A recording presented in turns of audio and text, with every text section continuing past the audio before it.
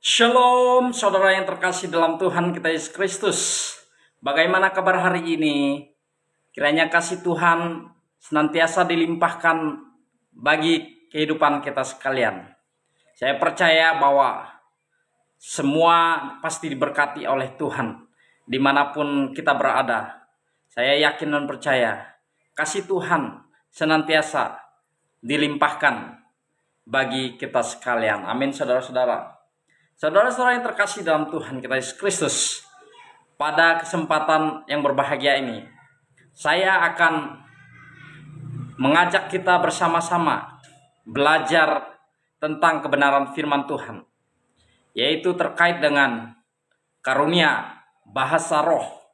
Teman-teman atau saudara-saudara yang terkasih di dalam Tuhan, seperti yang kita ketahui sampai hari ini, karunia bahasa roh masih menjadi perdebatan, terutama di antara gereja-gereja karismatik dengan gereja-gereja Protestan, di mana ada yang tidak setuju dengan karunia bahasa roh yang digunakan oleh pendeta-pendeta karismatik. Demikian juga pendeta-pendeta karismatik, mereka juga memberikan sikap terhadap gereja-gereja atau pendeta Protestan yang sering menyerang mereka. Nah, karena itu saudara-saudara, kita mau belajar seperti apa sih belajar seperti apa sih bahasa roh itu yang sesuai, yang alkitabiah, yang tidak dibuat-buat. Karena seperti yang kita ketahui, terima kasih buat teman-teman yang sudah bergabung.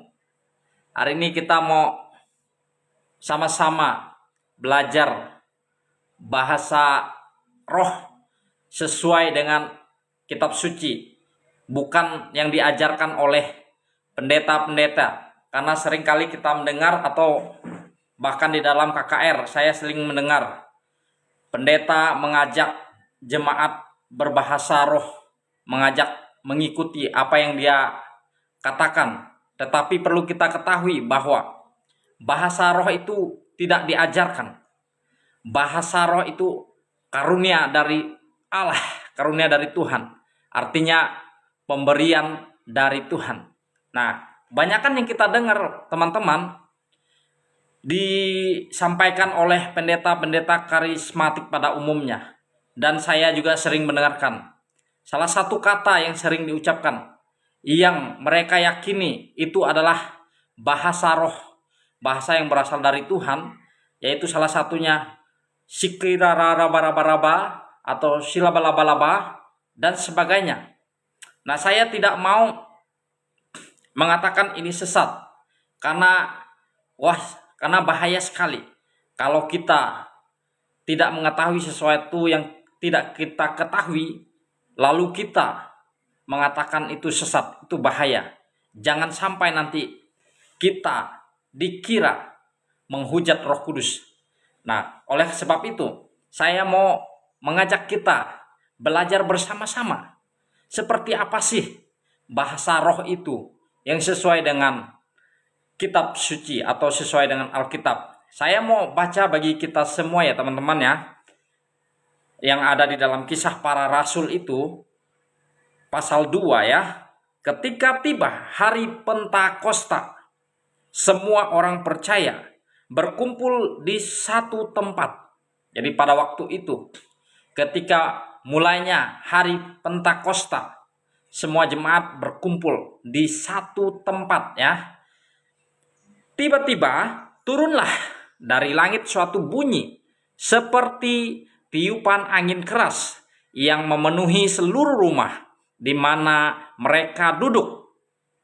Ciri yang kedua, turun dari langit suatu bunyi seperti tiupan angin keras. Ya. Ayat yang ketiga, dan tampaklah kepada mereka lidah-lidah seperti nyala api bertebaran dan hinggap pada mereka masing-masing. Nah, ciri yang ketiga ini hinggap ya, seperti lidah-lidah api bertebaran, hinggap. pada mereka masing-masing. Jadi muncul seperti lidah api hinggap pada seluruh umat Tuhan yang berkumpul pada waktu itu. Kemudian ayat yang keempat, maka penuhlah mereka dengan Roh Kudus, lalu mereka mulai berkata-kata dalam bahasa-bahasa lain seperti yang diberikan oleh Roh itu kepada mereka untuk mengatakannya. Jadi mereka berkata-kata dengan bahasa Roh itu bukan karena diajarkan oleh pendeta, bukan karena diajak oleh hamba-hamba Tuhan untuk mengucapkan bahasa Roh. Karena seperti yang kita ketahui bahkan di dalam KKR besar pun, saya tidak perlu menyebut nama pendeta-pendeta besar yang sering menggunakan bahasa Roh yang mereka yakini itu berasal daripada Tuhan, yang seperti saya sebutkan tadi, sirabaraba, sirarabaraba dan sebagainya.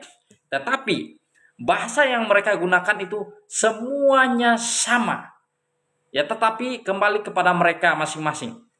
Saya tidak mau mengatakan itu sesat dan sebagainya. Itu urusan mereka dengan Tuhan. Tetapi perlu diingat bahwa ketika roh atau lidah-lidah api bertebaran hingga pada umat Tuhan pada waktu itu, maka mereka mulai berkata-kata dalam bahasa roh. Jadi ingat ya, kita perlu ingat bahwa bahasa roh itu bukan diajarkan, tetapi bahasa roh itu adalah karunia atau pemberian dari Tuhan.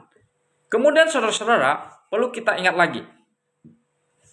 Ayat yang kelima, kita mau melihat seperti apa sih bahasa roh itu yang benar-benar dari Tuhan.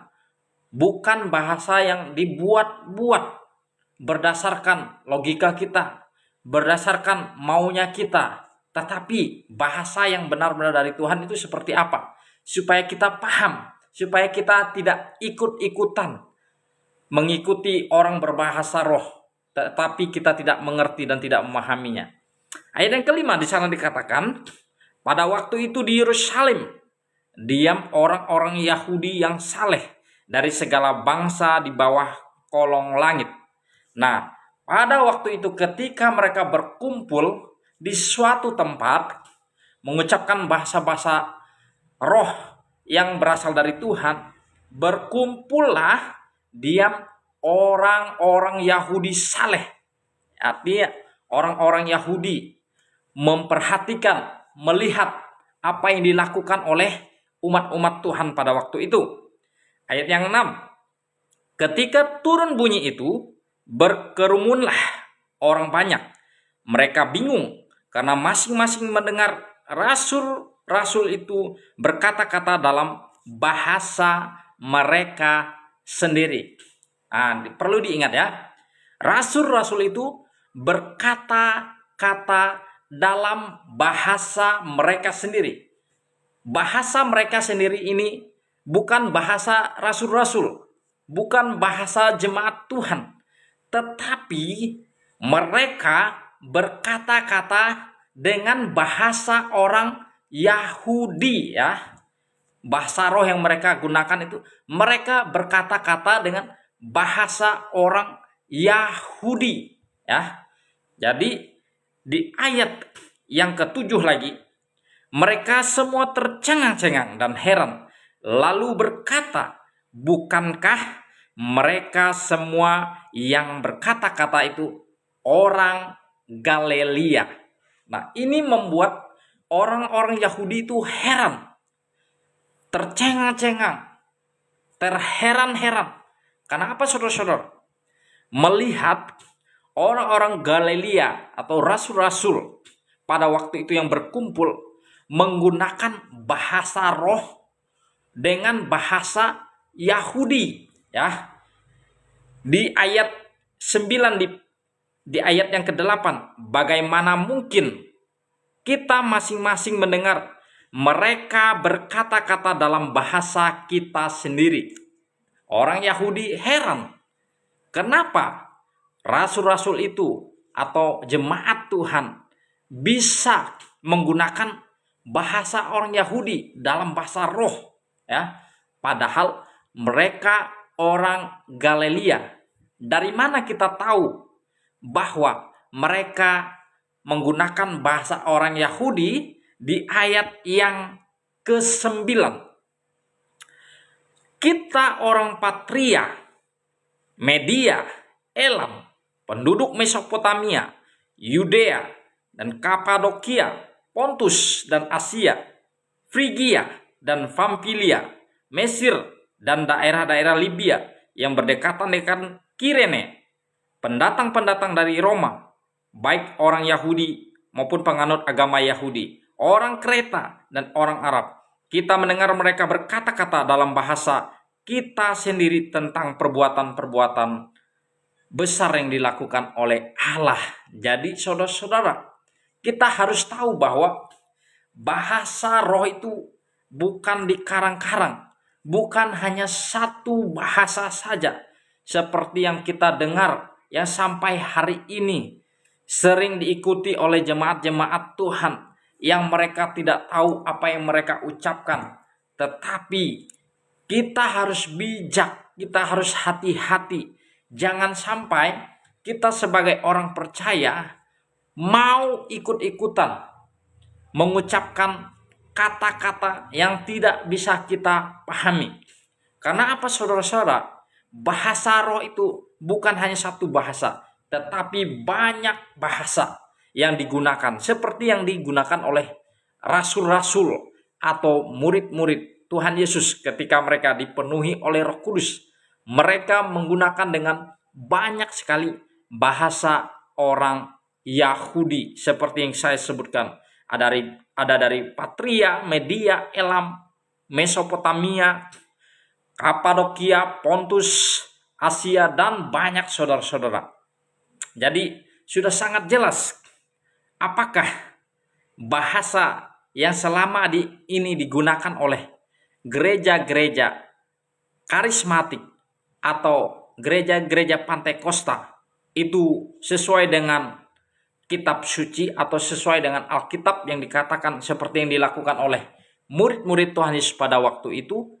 Saya tidak mau menghakimi, tetapi kita mau belajar bersama-sama. Karena apa saudara-saudara? Di dalam gereja Paulus mengingatkan harus tertib. Ya, harus tertib. Bahkan Rasul Paulus sendiri dia mengingatkan lebih baik ketika berkhotbah, ketika menyampaikan firman Tuhan, tidak menggunakan bahasa roh. Untuk apa? Dan kenapa Paulus lebih menggunakan bernubuat daripada menggunakan bahasa roh, saudara-saudara? Karena seperti yang kita ketahui bahwa bahasa roh itu untuk membangun diri kita sendiri, bukan untuk dilihat orang atau untuk dipuji oleh orang. Ketika orang berkata-kata bahasa roh, lalu orang mengatakan dia dipenuhi Roh Kudus. Dan lalu ketika orang tidak berkata-kata dalam bahasa roh, dia tidak dipenuhi Roh Kudus. Karena apa saudara-saudara? Saya pernah mendengarkan seorang hamba Tuhan mengatakan demikian. Ayo kita berbahasa roh supaya kita dipenuhi oleh Roh Kudus. Nah, ini konsep yang sama sekali tidak benar ya saudara-saudara ya. Bukan berarti orang yang berkata-kata dalam bahasa roh baru dia dipenuhi oleh Roh Kudus. Lalu ketika orang tidak berkata-kata dalam bahasa roh, maka dia tidak dipenuhi Roh Kudus. Itu keliru ya. Bukan demikian. Kita mau lihat di dalam Korintus, 1 Korintus pasal 14 ya. Saya ulangi 1 Korintus pasal 14. Rasul Paulus menekankan bahwa dia lebih baik menggunakan bernubuat daripada menggunakan bahasa roh. Rasul Paulus katakan, kejarlah kasih itu, usahakanlah dirimu memperoleh karunia-karunia roh, terutama karunia untuk bernubuat. Nah, saudara-saudara, kita percaya bahwa hamba Tuhan bukan berarti dia lebih hebat daripada rasul. Dan kita juga percaya bahwa hamba Tuhan adalah mereka yang dipakai oleh Tuhan secara luar biasa. Namun demikian, kita juga harus belajar, harus sama-sama melihat, menyimak dengan seksama apakah segala renungan firman Tuhan yang disampaikan oleh hamba Tuhan itu sesuai dengan kebenaran kitab suci. Dan kita harus perhatikan itu. Tetapi kita lihat baik-baik apa yang disampaikan oleh Rasul Paulus. Ya, dia seorang rasul yang begitu luar biasa. Seorang rasul yang begitu cerdas, yang begitu mantap di dalam pengajarannya. Tetapi di sana kita perhatikan Rasul Paulus mengatakan bahwa kejarlah kasih, kejarlah karunia roh, terutama karunia untuk bernubuat. Lalu apa sebabnya sih? Kenapa Rasul Paulus lebih menekankan kepada orang-orang percaya untuk lebih mengutamakan karunia untuk bernubuat? Saudara-saudara yang terkasih di dalam Tuhan, kita sangat-sangat percaya bahwa sampai hari ini, termasuk saya, bisa mengenal Yesus secara pribadi, bisa percaya kepada Yesus Tuhan dan Juru Selamat karena karunia Roh Kudus yang dipercayakan kepada hamba-hamba Tuhan untuk bernubuat. Ketika kita mendengarkan khotbah-khotbah dari para hamba Tuhan, kita sadar akan segala dosa dan kesalahan kita. Dan perlu kita ketahui, orang bertobat, orang percaya, orang yang mengenal Tuhan, yang tadinya tidak mengenal Tuhan, lalu percaya kepada Tuhan, bukan karena berbahasa roh, ya. Ini harus kita pahami.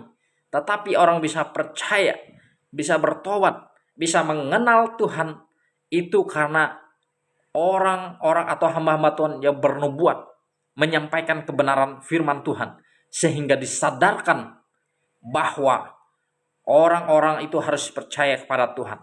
Nah, inilah yang harus kita pahami benar-benar, bahwa Paulus saja yang adalah seorang rasul, dia menekankan supaya kita hamba-hamba Tuhan secara khusus untuk lebih mengutamakan karunia untuk bernubuat. Artinya apa? Ketika kita berdoa, ketika kita berbicara, ketika kita memuji, memuliakan Tuhan, mari kita gunakan kata-kata yang pujian yang dapat dipahami, yang dapat dimengerti. Sehingga apa? Sehingga orang lain juga bisa mengenal, bisa percaya kepada Tuhan Yesus Kristus. Di ayat yang kedua, siapa yang berkata-kata dengan bahasa roh tidak berkata-kata kepada manusia, tetapi kepada Allah, sebab tidak ada seorang pun yang mengerti bahasanya. Oleh roh ia mengucapkan hal-hal yang rahasia. Nah, ini penting bagi kita saudara-saudara, bahwa ketika orang berbahasa roh, berkata-kata di dalam bahasa roh itu bukan untuk menyenangkan hati manusia, tetapi berkata-kata kepada Allah. Oleh karena itu sebaiknya ketika kita mau menggunakan bahasa roh, tidak di depan umum, tetapi secara pribadi. Karena apa saudara-saudara? Sepengetahuan saya, sepengalaman saya, bahasa roh itu muncul secara tiba-tiba ketika kita menikmati hadirat Tuhan dalam pujian penyembahan secara pribadi yang pernah saya alami, ya. Bahasa itu muncul dengan sendirinya saudara-saudara. Bukan seperti yang sampai hari ini saya melihat gereja-gereja besar menggunakan kata itu yang saya sampaikan tadi, yaitu si raba-raba, siklara raba-raba dan sebagainya, ya. Dan bahasa itu pun hanya satu kata itu sama diucapkan semua, baik itu pendeta, hamba-hamba Tuhan. Dan ini sekali lagi saya tekankan kepada kita. Saya tidak menghakimi, tetapi kita diajarkan untuk bijaksana, ya, bijaksana. Karena lebih baik kita mengucapkan kata-kata yang gampang dipahami, kata-kata yang mudah dipahami, sehingga orang yang mendengarnya pun mereka merasa diberkati. Makanya Rasul Paulus mengingatkan kalau ada yang berkata-kata dengan bahasa roh itu bukan berkata-kata kepada manusia, tetapi berkata-kata kepada Allah. Nah, terima kasih buat teman-teman yang sudah bergabung. Kita harus senantiasa saling menguatkan, saling mengingatkan, saling bertumbuh bersama-sama, supaya kita semakin hari semakin serupa, supaya kita semakin hari semakin berkenan di hadapan Tuhan. Karena sebagai manusia biasa, kita tidak luput dari kesalahan. Oleh sebab itu, kita harus saling mengingatkan, saling memahami satu dengan yang lain. Kemudian selanjutnya, saudara-saudara, tetapi siapa yang bernubuat, ia berkata-kata kepada manusia, ia membangun, menasehati, dan menghibur. Nah, ini perbedaannya, saudara-saudara. Ketika hamba Tuhan berkata-kata dalam bahasa roh, itu hanya untuk dirinya sendiri, disampaikan kepada Allah, disampaikan kepada Tuhan. Dia sampaikan secara pribadi kepada Tuhan. Demikian juga kalau ada umat Tuhan yang menggunakan bahasa roh itu, mereka berkata-kata hanya untuk memuji Tuhan dan bukan untuk jemaat. Nah, ini perlu kita pahami baik-baik.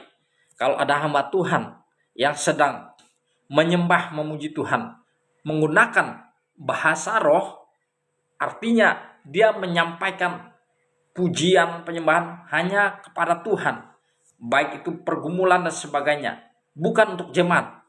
Tetapi beda dengan karunia bernubuat. Karunia bernubuat ini untuk manusia. Contoh saya sebagai hamba Tuhan, ketika saya menyampaikan firman Tuhan, saya berkata-kata menggunakan bahasa Indonesia, bahasa yang mudah dipahami, bahasa yang mudah dimengerti. Untuk apa, saudara-saudara? Agar jemaat Tuhan merasa diberkati, agar jemaat Tuhan merasa bahwa Tuhan sedang hadir dalam hidup mereka. Oleh karena itu, kita lihat bernubuat itu untuk manusia. Tujuan yang pertama untuk membangun. Membangun siapa? Membangun jemaat Tuhan yang sedang dalam pergumulan.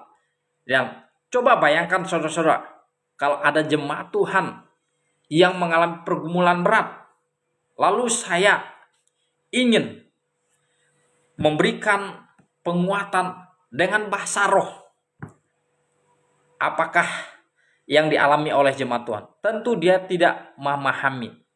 Tetapi ketika saya menggunakan karunia nubuat agar dia mengalami pemulihan dari Tuhan, tentunya lebih mudah dipahami.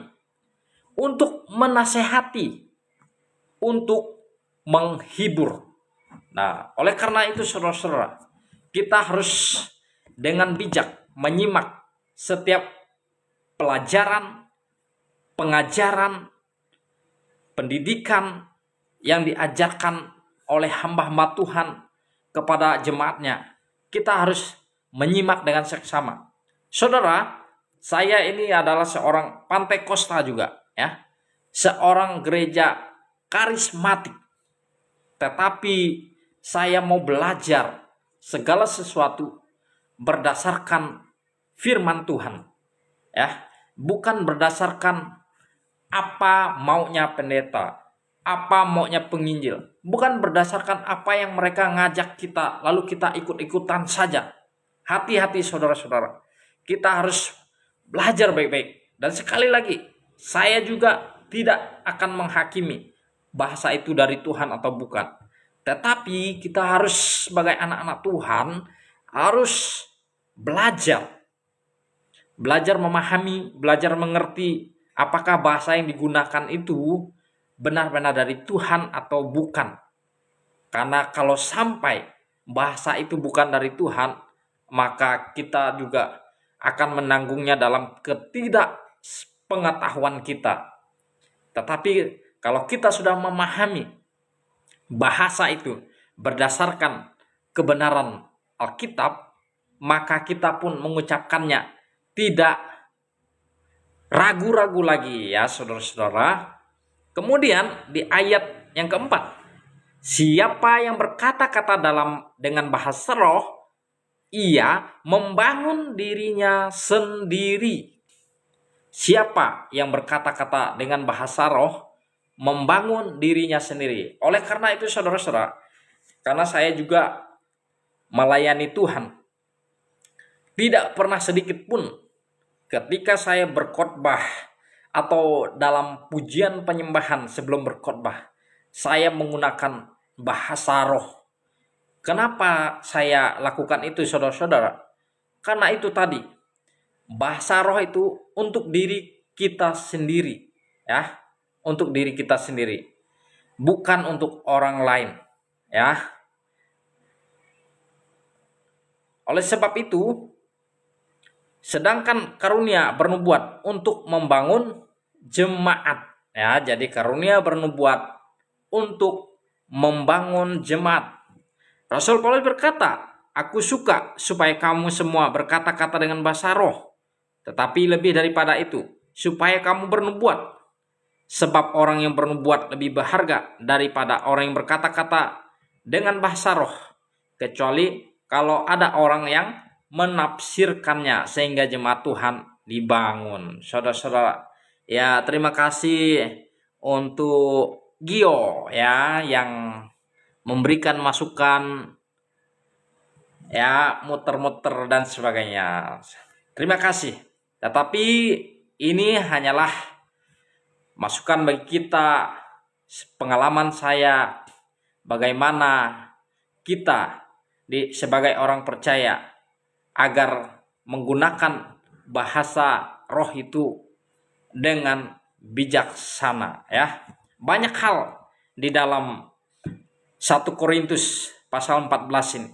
Sebenarnya ini lengkap sekali penjelasan Rasul Paulus kenapa dia tidak menggunakan bahasa roh ketika dia menyampaikan firman Tuhan. Karena alasan itu tadi ya. Karena bahasa roh itu untuk membangun diri mereka sendiri. Dan saya percaya juga teman-teman pasti punya pengalaman seperti apa teman-teman dalam bergereja, di dalam mengikuti ibadah, dan bagaimana teman-teman mendengarkan ceramah atau orang-orang yang sedang beribadah mengucapkan bahasa-bahasa roh. Dan silakan teman-teman memberikan pengalaman seperti apa. Supaya apa? Supaya kita sama-sama belajar dengan baik sesuai dengan kebenaran firman Tuhan. Oke, terima kasih teman-teman semuanya yang sudah meluangkan waktu untuk bergabung. Harapan saya semoga teman-teman semuanya semakin hari semakin bertumbuh di dalam Tuhan. Terima kasih buat Bapak Gio ya. Sepengetahuan saya, kalau kita belajar mendalami Alkitab, ya memang harus diulang-ulang ya. Harus diulang-ulang, bukan hanya sekilas. Kalau hanya sekilas itu namanya kita hanya melihat, membaca saja. Tetapi kalau yang namanya pendalaman Alkitab memang harus diulang-ulang, bukan mutar-mutar ya. Mutar-mutar itu kita berkendaraan namanya itu mutar-mutar. Tetapi itu namanya diulang-ulang ya. Tapi saya ucapkan terima kasih ya. Karena saya basisnya itu penginjil ya. Saya percaya karena saya juga sering mengikuti pendalaman Alkitab. Dan ketika ada seorang hamba Tuhan yang mengulangi materi itu dengan ulang-ulang, saya tidak lari ya. Karena apa? Saya juga mau bertumbuh di dalam Tuhan. Tapi kalau ada orang yang menyampaikan firman Tuhan lalu secara berulang-ulang tetapi lari, itu namanya perlu dipertanyakan. Ya, terima kasih. Tidak ada titik temunya dalam keyakinan. Titik temunya tadi di awal saya sudah jelaskan ya, bahwa kalau kita mau berbahasa roh, kita harus melihat apakah bahasa itu benar-benar dari Tuhan atau bukan. Karena seperti yang kita ketahui, sampai hari ini banyak sekali gereja-gereja Pantekosta pada umumnya menggunakan bahasa roh yang sama. Coba diperhatikan. Tetapi kalau di dalam Kisah Rasul pasal 2, mereka menggunakan banyak bahasa ya, terutama bahasa orang Yahudi yang berasal dari daerah mana saja dengan bahasa, banyak bahasa itu. Nah, itulah titiknya ya Bapak Gio. Tetapi terima kasih karena kita juga sama-sama belajar. Saya juga manusia biasa. Saya perlu masukan, saya perlu kritikan supaya apa? Supaya kita sama-sama bertumbuh. Bukan berarti ketika saya sampaikan ini saya merasa saya yang paling benar, tidak. Tetapi karena kita sama-sama mau diberkati oleh Tuhan. Dan saya percaya Bapak Gio juga mungkin lebih hebat ya, lebih pandai dari saya. Karena saya juga selain menyampaikan renungan, saya juga beribadah kepada Tuhan. Tetapi intinya kita jangan ikut-ikutan di dalam berbahasa roh. Kalau itu bukan Tuhan yang mau kita mengucapkannya, kita jangan ikut-ikutan, itu titik temunya. Seperti yang biasa diajak oleh pendeta-pendeta besar, mereka mengajak jemaatnya untuk berbahasa roh ya. Saya percaya semua yang menyaksikan atau melihat adalah orang-orang yang berpendidikan, orang-orang yang sudah percaya kepada Tuhan. Saya yakin tidak akan ada yang bingung ya. Karena apa? Kalau kita membaca, itu tadi saya katakan, kalau kita mungkin apa yang saya sampaikan ini bolak-balik, tetapi kalau teman-teman mau menyimak lebih lagi, nanti bisa dibaca dalam Kisah Rasul pasal 2. Kemudian penjelasan oleh Rasul Paulus di pasal 14 ya. Itu sudah sangat jelas tentang bahasa roh. Tetapi terima kasih. Saya sekali lagi mengucapkan terima kasih buat Bang Gio ya, untuk masukan yang begitu luar biasa. Dan saya sangat-sangat diberkati oleh masukan yang disampaikan oleh Bang Gio ini. Supaya apa? Supaya kita sama-sama bertumbuh di dalam Tuhan. Oke teman-teman, demikianlah penjelasan dari saya mengenai bahasa roh itu. Semoga kita semakin hari semakin sesuai dengan kehendak Tuhan, berkenan kepada Tuhan. Tuhan memberkati kita semuanya.